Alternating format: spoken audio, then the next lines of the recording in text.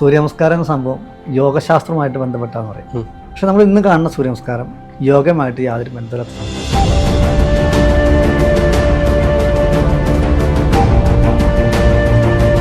ശരീരത്തെ പീഡിപ്പിക്കുന്ന, ശരീരത്തിന് ഊർജ്ജം ഉണ്ടാക്കാൻ സഹായിക്കുന്ന 8 ദണ്ഡങ്ങളുണ്ട്. അതിൽ പ്രധാനമാണ് ഈ അഞ്ജനി ദണ്ഡം, ഹനുമാൻ ദണ്ഡം. ഇത് കൃത്യമായ രീതിയിൽ 10 or 12 ചെയ്ത് കഴിഞ്ഞാൽ പിന്നെ കൈകാൽ പൊങ്ങൂല. ഒരു മെഡിറ്റേഷൻ ചെയ്യുന്ന വ്യക്തിയുടെ ശ്വാസഗതി അല്ലെങ്കിൽ പ്രാണായാമം ചെയ്യുന്ന വ്യക്തിയുടെ ശ്വാസഗതി ഇല്ല എന്ന് പറയാം. അപ്പോൾ നമ്മൾ ഇന്ന് കാണുന്ന യഥാർത്ഥ സൂര്യ നമസ്കാരമല്ല, യഥാർത്ഥ സൂര്യ നമസ്കാരമല്ലേ? കളയിൽ സൂര്യ നമസ്കാരം ഇല്ല, സൂര്യവണക്കങ്ങളേ ഉള്ളൂ. ഈ സൂര്യ നമസ്കാരത്തിൽ എങ്ങനെയാണ് ചക്രാസ് വർക്ക് ചെയ്യുന്നത്? എൻ്റെ ഊർജ്ജം അല്ലെങ്കിൽ എൻ്റെ ഹൃദയചക്രം ഇരിക്കുന്ന സ്ഥലത്തല്ല അങ്ങോട്ട് ഇരിക്കുന്നത്. സംശയമുണ്ടോ? എല്ലാവരും പറഞ്ഞാൽ മേത്തേക്കൂടെ ഒരു ടിംഗ്ലി സെൻസേഷൻ, ഫുൾ ബോഡി കഴിഞ്ഞപ്പോൾ ഉണ്ടായ ഫീലിംഗ്. നമ്മൾ വണ്ടി ഓടിക്കുന്ന സമയത്ത് ഏറ്റവും കൂടുതൽ കാണുന്ന സ്വപ്ന. ചേട്ടാ, അതേപോലെ തന്നെ ഈ സൂര്യ നമസ്കാരം, യഥാർത്ഥത്തിൽ ഈ സൂര്യ നമസ്കാരം എങ്ങനെയാണ് ചെയ്യേണ്ടത്? അല്ലെങ്കിൽ ഇതിന് എന്തെങ്കിലും സൂര്യ നമസ്കാരം ചെയ്ത് കഴിഞ്ഞാൽ പ്രത്യേക ശക്തികൾ എന്തെങ്കിലും ലഭിക്കുമോ? ഇത് കേൾക്കുന്ന എല്ലാവരും വിചാരിക്കുമ്പോൾ സൂര്യ നമസ്കാരം എന്ന സംഭവം യോഗശാസ്ത്രമായിട്ട് ബന്ധപ്പെട്ടാന്ന് പറയും. പക്ഷെ നമ്മൾ ഇന്ന് കാണുന്ന സൂര്യ നമസ്കാരം യോഗമായിട്ട് യാതൊരു ബന്ധമില്ലാത്ത സംഭവം. അതാദ്യം പറയട്ടെ. കാരണം 1908, 9, 10 കാലഘട്ടങ്ങളിലാണ് ഇന്ന് കാണുന്ന രീതിയിലുള്ള സൂര്യ നമസ്കാരം ഉണ്ടായിരുന്നു. പണ്ട് കാലത്ത് സൂര്യ നമസ്കാരം ഉണ്ടായിരുന്നു. കളരികളിൽ സൂര്യ വണക്കം ഉണ്ടായിരുന്നു.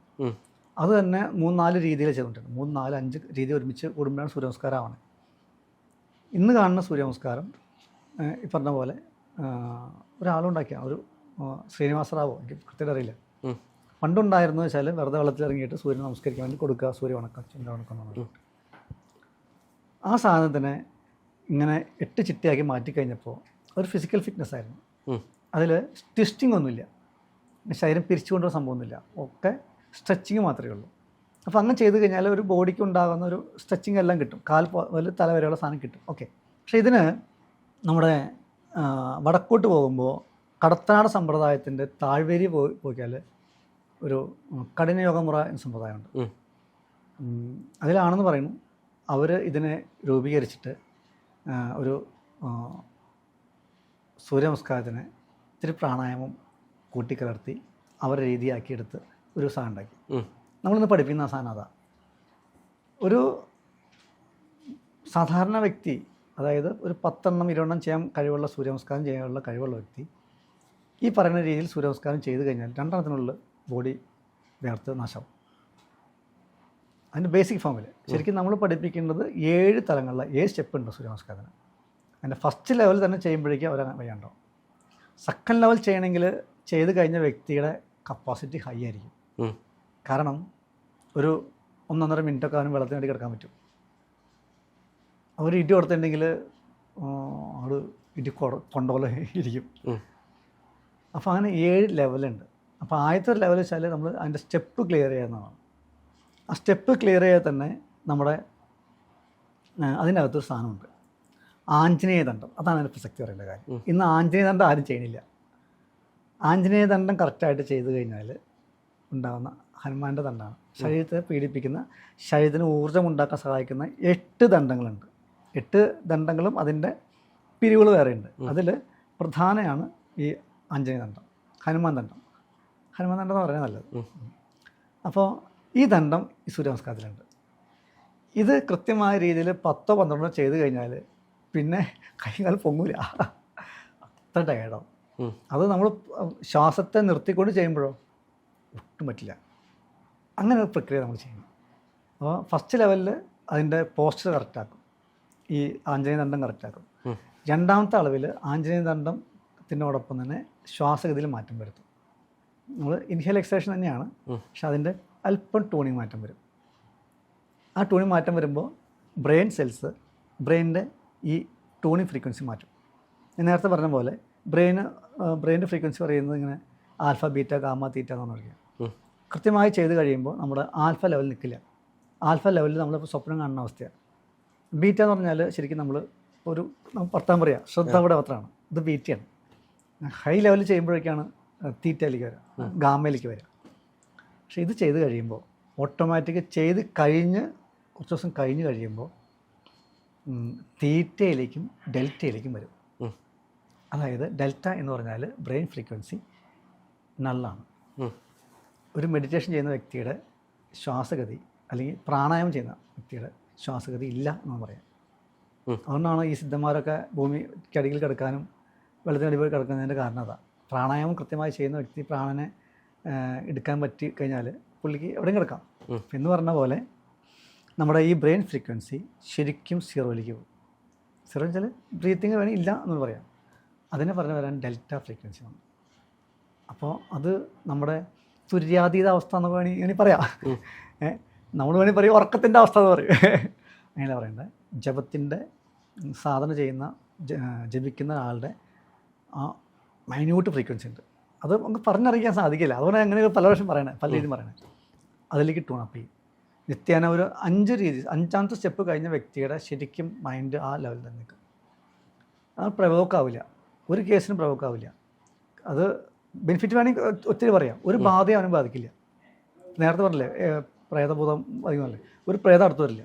കാരണം അവൻ്റെ എനർജി ബോഡി ഭയങ്കര സ്ട്രോങ് ആയിരിക്കും. സ്ട്രോങ് എന്ന് പറഞ്ഞാൽ എനർജി ബോഡി ഡെവലപ്പായിരിക്കും. അതിന് ചുറ്റും ഒരു ആവരണം ഉണ്ടാവും. ഇന്ന് ആരും പറയാത്തൊരു കേസാണ് എനർജി ബോഡിക്ക് റിങ്സ് കണ്ടോ, റിങ്സ് ഓറയ്ക്ക് റിങ്സൊക്കെ ഉണ്ട്. അങ്ങനത്തെ റിങ്സൊക്കെ പല സ്ഥലത്ത് ഇങ്ങനെ കിടന്ന് കറങ്ങും, ഡിസ്ക് പോലെ കിടന്ന് കറങ്ങും. അത് കറങ്ങുമ്പോൾ ഒരു എൻറ്റിറ്റീസും വരില്ല. ഇത് നമുക്ക് ചുറ്റും കറങ്ങിക്കൊണ്ടിരിക്കുകയാണോ? റിങ്സ് ഉണ്ട്, കുറേ റിങ്സ് ഉണ്ട്, ഇങ്ങനെ വളകൾ പോലത്തെ റിങ്സ് ഉണ്ട്. ആ റിങ്സ് കറങ്ങുന്നതനുസരിച്ച് നമ്മുടെ ഓരോ എനർജി ബോഡിയും പവർഫുള്ളാവും. അപ്പോൾ ഈ സൂര്യനമസ്കാരം ചെയ്യണമെന്ന് ആ എനർജിയുടെ സാധനം വ്യത്യാസം വരും. അതേ വ്യത്യാസം തന്നെ. ഒരു എൻറ്റിറ്റീസും അകത്തേക്ക് വരില്ല.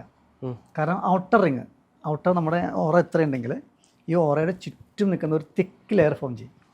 ഒരു എൻറ്റിറ്റി വന്നിട്ട് അവിടെ ഒന്ന് സ്പർശിച്ച് നോക്കണം, ഞാൻ സമ്മതിക്കണം കയറണമെങ്കിൽ ഈ ഔട്ടർ ലെയർ പറയും വേണ്ട, കേട്ടില്ല. അപ്പം എനിക്ക് ഞാനായിട്ട് നിൽക്കാൻ പറ്റും.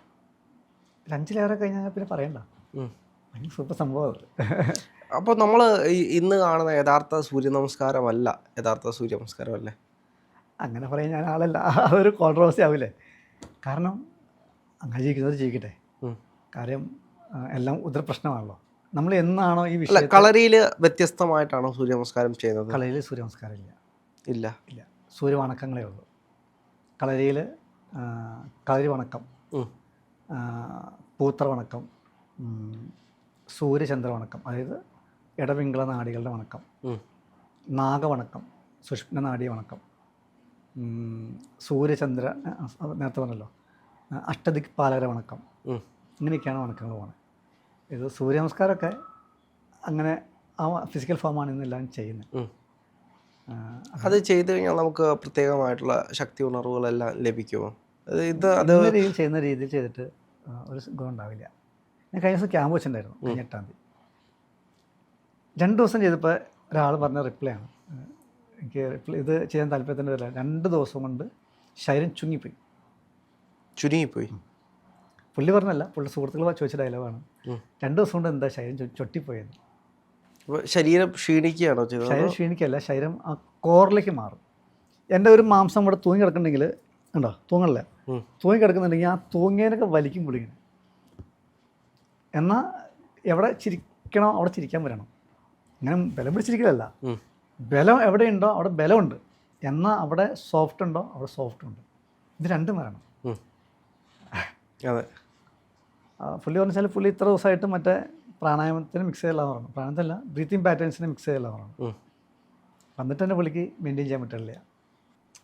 അപ്പോൾ അത് രണ്ടും കൂടെ ചെയ്യുകയാണെങ്കിൽ തന്നെ വലിയൊരു മാറ്റം വ്യത്യാസം അറിയാൻ പറ്റും. ചക്രാസൊക്കെ ഹൈ ലെവലിൽ വർക്ക് ചെയ്യും. ഈ സൂര്യ നമസ്കാരത്തിൽ എങ്ങനെയാണ് ചക്രാസ് വർക്ക് ചെയ്യുന്നത്? നമ്മുടെ ശരീരത്തിനകത്തെ സാധാരണ എല്ലാവരും പറയുന്നത് 7 ചക്രം, 6 ശരാധാരം എന്ന് പറയാം. മുകളിലുള്ള ഇതിനെ നോക്കിയിട്ട് 7 പറയും. ഇതിന് വർക്ക് ചെയ്യുന്നത് 3 നാഡി വ്യവസ്ഥകളാണ്. കുറേ നാഡികളുണ്ട്. പക്ഷെ നമ്മൾ പറയുമ്പോൾ സുഷുപ്ന, ഇടപിംഗ്ലാജ, ഉഷാജ എന്നൊരു ശ്ലോകം തന്നെയുണ്ട് ആയുർവേദത്തിൽ. അപ്പോൾ സുഷുപ്ന നാഡി, നമ്മളിപ്പോൾ എന്ന് പറയുന്ന സുഷുപ്ന നാഡി നമ്മുടെ ഈ നട്ടലിനകത്തുള്ള സാധനമാണ്. അതല്ല ശരിക്കും സുഷുപ്ന നാഡി. പറഞ്ഞൊരു കൺഫ്യൂഷനാവും. ഇന്ന് നമ്മൾ നെറ്റിൽ നോക്കിയാൽ കാണുന്നത് നട്ടലിൻ്റെ അകത്ത് കൂടെ പോകുന്ന ആ സാധനമാണ് സുഷുപ്ന നാഡി. ഞാൻ പറയുന്ന സുഷുപ്ന നാഡിയെ കാണാൻ സാധിക്കില്ല, ഈ കണ്ണുകൊണ്ട് കാണാൻ സാധിക്കില്ല. കണ്ണുകൊണ്ട് കാണാൻ സാധിക്കണം. അത് സാങ്കല്പികം മാത്രം അല്ല, സാധനമുണ്ട്, അത് കണ്ടറിയണം. നമ്മൾ ആ സുഷുപ്ന നാഡി എവിടെയാണെന്ന് ആദ്യം കാണിച്ചു കൊടുക്കും.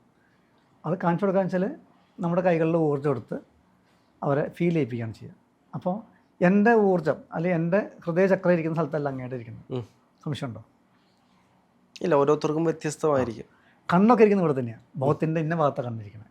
ചിലപ്പോൾ കൈകൾക്ക് വേറെ 6 വിരൽ വന്നേക്കാം. പക്ഷെ എന്നിരുന്നാലും ഇവിടെ ചെവി ഉണ്ടാവും. ചിലപ്പോൾ ചെവി കട്ട് ചെയ്തിട്ടുണ്ടാവും, എന്നാലും ചെവി ഇവിടെ തന്നെ ഇരിക്കുന്നത്, മുക്കൂടിരിക്കുന്നത്, ഭാവിരിക്കുന്നത്. പക്ഷേ ഒരു ഹൃദയചക്രം ഇരിക്കുന്നത് എൻ്റെ എവിടെയാണെങ്കിൽ അങ്ങയുടെ അങ്ങനെയാണെന്ന് നിർബന്ധമില്ല. പക്ഷെ എന്നാലും ഏകദേശം ഒരേ ഭാഗത്ത് തന്നെ ആയിരിക്കില്ലേ? ഈ ഭാഗത്ത് കാടടിച്ച് വെടിയൊക്കെ ആർക്കും പറ്റും. ഇപ്പം ഞാൻ പറയാണ്,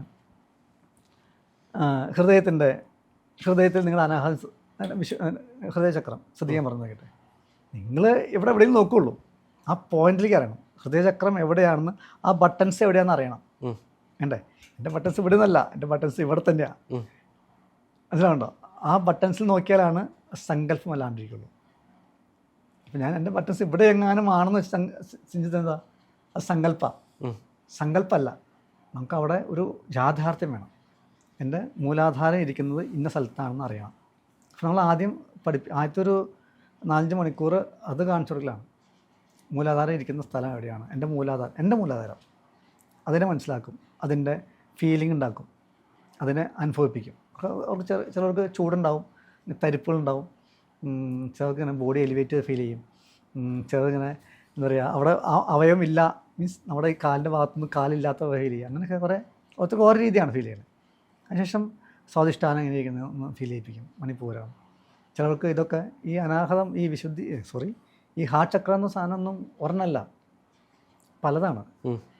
അതായത് 2 ചക്രങ്ങൾ കൂടി ചേർന്നാണ് ഈ ഹൃദയചക്രം. അങ്ങനെ പല ഉണ്ടാക്കണം. അപ്പോൾ അവർക്ക് ഫീൽ ചെയ്യും. ഞാൻ പറയണ്ട, കഴിഞ്ഞ ഒരു ദിവസം ക്ലാസ് എടുത്തപ്പോഴേ ഞാൻ അതിൻ്റെ ആഫ്റ്റർ എഫക്റ്റ് ഒന്നും പറഞ്ഞില്ല. എടുത്തു കഴിഞ്ഞപ്പോൾ എല്ലാവരും പറഞ്ഞാലും മേത്തേക്കൂടെ ഒരു ടിംഗ്ലി സെൻസേഷൻ, ഫുൾ ബോഡി കഴിഞ്ഞപ്പോൾ ഉണ്ടായ feeling, tingly sensation with body elevate ചെയ്ത ഫീലിംഗ്, കനം കുറഞ്ഞിട്ട്. അതൊക്കെയാണ് ഈ പറഞ്ഞ പോലെ യോഗനിദ്ര ചെയ്യുന്ന സമയത്ത് ഉണ്ടാകുന്ന ഫീലിംഗ്. അപ്പോൾ ഈ എല്ലാ ചക്രങ്ങളെയും നമ്മൾ അറിഞ്ഞ് ചെയ്യുന്ന സംഭവത്തിൽ ഒരു യോഗനിദ്ര സംഭവമുണ്ട്. പറഞ്ഞ് മാറിപ്പോയതാണ്. അപ്പോൾ സൂര്യനമസ്കാരം ചെയ്യുമ്പോൾ ഇത് അറിയണം. 4ാമത്തെ ഘട്ടം വരുമ്പോഴേക്കും നമ്മൾ ചക്രങ്ങളെ ബേസ് ചെയ്യണം. ഇപ്പോൾ നമ്മൾ ഫിസിക്കൽ ബോഡി മറ്റേ ശ്വാസോച്ഛ്വാസനെ കൺട്രോൾ ചെയ്തു. 3ാമത്തെ അതിനെ ഒന്ന് രൂപീകരിച്ചു. 4ാമത്തെ വരുമ്പോഴേക്കും നമ്മൾ ഈ എൻ്റെ മൂലാധാരത്തിലേക്ക് ശ്രദ്ധിക്കും. ഓരോ ചാനലുണ്ട്, ശ്വാസം എടുക്കുമ്പോൾ പോകുന്ന വഴികളും ഒക്കെ ഉണ്ട്. അപ്പോൾ അതിനെ സെർച്ച് ചെയ്യുമ്പോൾ മനസ്സ് വീണ്ടും ശാന്തം, മനസ്സ് അടങ്ങും. ഈ പറഞ്ഞ പോലെ തീറ്റ ലെവലിലേക്കൊക്കെ വരും. സ്വപ്നം കാണലുണ്ടാവില്ല. നമ്മൾ വണ്ടി ഓടിക്കുന്ന സമയത്ത് ഏറ്റവും കൂടുതൽ കാണുന്ന സ്വപ്ന. അതെ. ഇപ്പം ഞാൻ വർത്താനം പറയുമ്പോഴും അങ്ങനെ ഉള്ളിൽ ചില സ്വപ്നം കയറിയിട്ടുണ്ട്. നമ്മളിരിക്കുന്നത് ജാഗ്രതാവസ്ഥയിലല്ല. അപ്പോൾ ഇതിന് താഴുമ്പോഴാണ് ജാഗ്രതാവസ്ഥ വരിക. മനസ്സ് ഒന്നുമില്ലാത്ത അവസ്ഥയിലേക്ക് വരുന്ന സാധ്യത വരണം. അപ്പോൾ ഈ അവസ്ഥയിൽ കൊണ്ടുവരാൻ സാധിക്കും നമ്മുടെ സൂര്യനമസ്കാരമുണ്ട്. ഞാൻ ഉണ്ടാക്കിയല്ല കേട്ടോ, പൂർവികർ ഉണ്ടാക്കിയ സാധനമാണ്. ഞാൻ വർഷങ്ങളായിട്ട് ഈ സാധനം മറ്റുള്ളവർ കൊടുക്കാൻ ശ്രമിച്ചുകൊണ്ടിരിക്കുകയാണ്. പക്ഷേ എന്താ പറയുക, ഇങ്ങനെ പറയുമ്പോൾ ഒരു കോൺട്രവേഴ്സിയാണിത്. അതെ. അതുകൊണ്ട് ഞാൻ വീണ്ടും പറയാത്തത്, മറ്റുള്ളവർ ചെയ്യണത് ശരിയാണോ ഞാൻ ചെയ്യുന്നത് ശരിയാണോ പറയാൻ കൊള്ളില്ല. എല്ലാവരും ചെയ്യുന്നത് ശരിയാണ്. പക്ഷേ ഇതിൽ കുറച്ച് വ്യത്യാസങ്ങൾ അവിടെ കിടക്കുന്നുണ്ട്. അത് ചെയ്താൽ ഇന്ന ബെനിഫിറ്റ് ഉണ്ടെന്ന് അവിടെ മുന്നേ പോയവർ പറഞ്ഞിട്ടുണ്ട്. എന്താണെങ്കിലും ഒരുപാട് സന്തോഷമുണ്ട്. നമുക്ക് വീണ്ടും മറ്റൊരു എപ്പിസോഡായിട്ടിരിക്കാം. ഒരുപാട് നന്ദി.